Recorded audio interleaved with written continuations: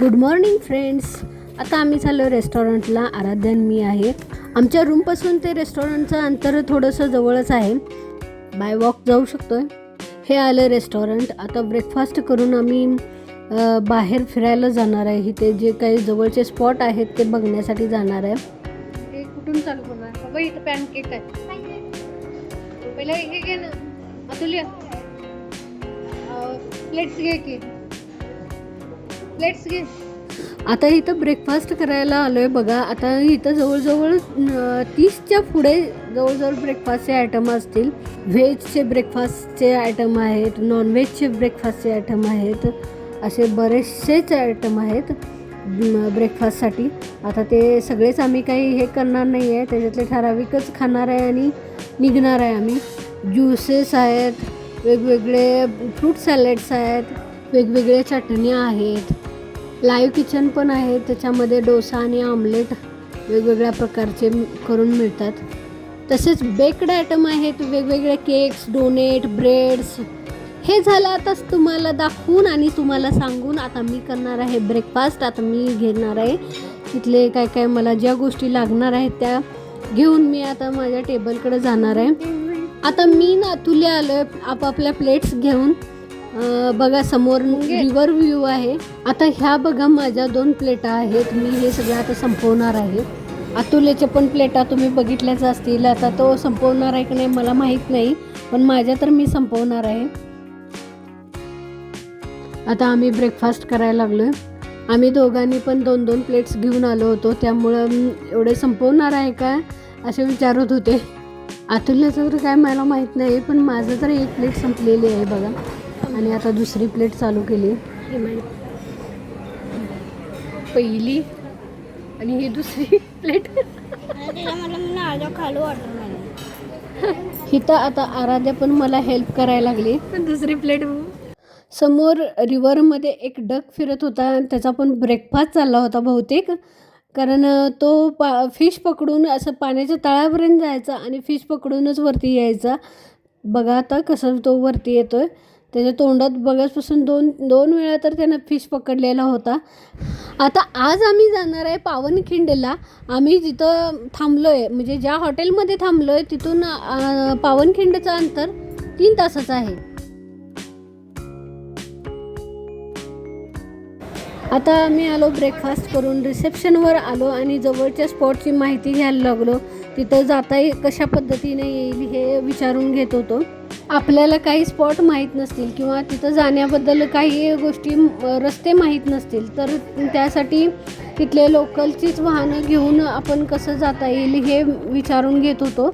आता आम्ही local jeep केली होती.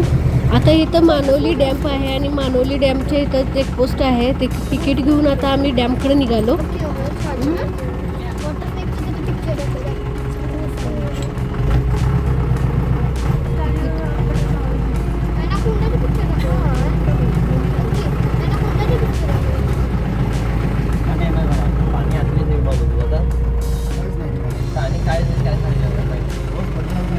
आता इथं आला बघा हा डॅम, मानवली डॅम.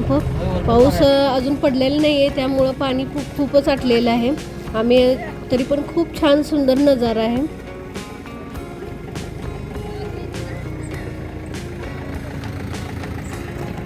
हळू.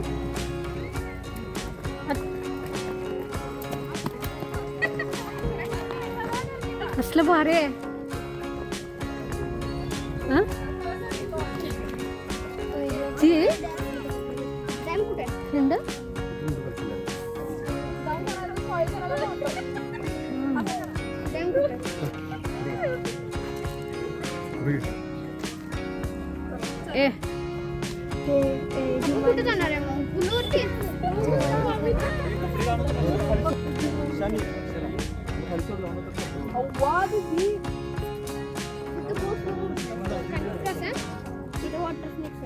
आता इथून आम्ही निघालो कोकण दर्शन पॉइंटला.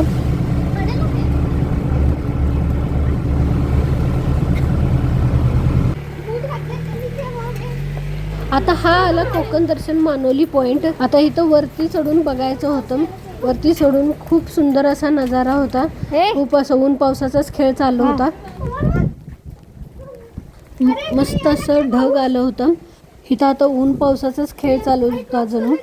आणि थोड्या वेळाने एकदम आकाश क्लिअर झालं बघा. इथं पाऊस थांबला आणि ही दरीमध्ये एका साईडला कोल्हापूर बॉर्डर आणि एका साईडला रत्नागिरी बॉर्डर आणि इथूनच विशाळगड पण दिसत होता.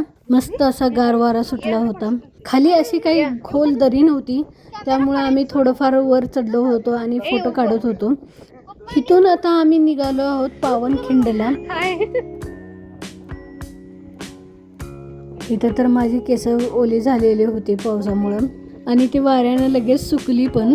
आता इथं आमचे थोडे फोटोशूट चालू आहे बघा आणि खूप छान असे फोटो, सुंदर फोटो आलेले आहेत.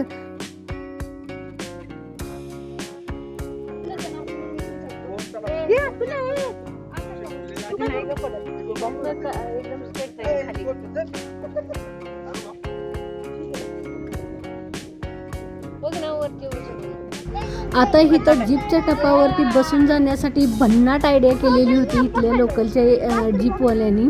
तिथं 4 जणी हे बसले होते वरती बघा.